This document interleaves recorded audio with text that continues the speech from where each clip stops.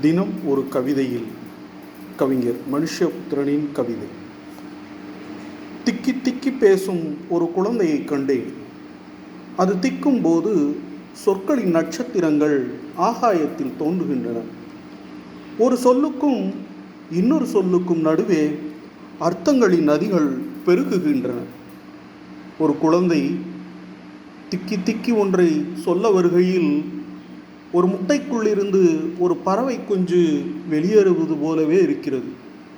சில சமயம் நிலவு வேகத்திலிருந்து வெளியே வருவது போல.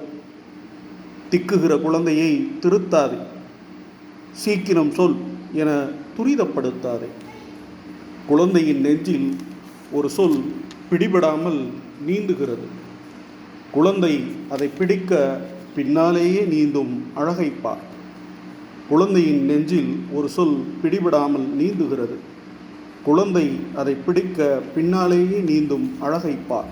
கவிஞர் மனுஷபுத்திரன்.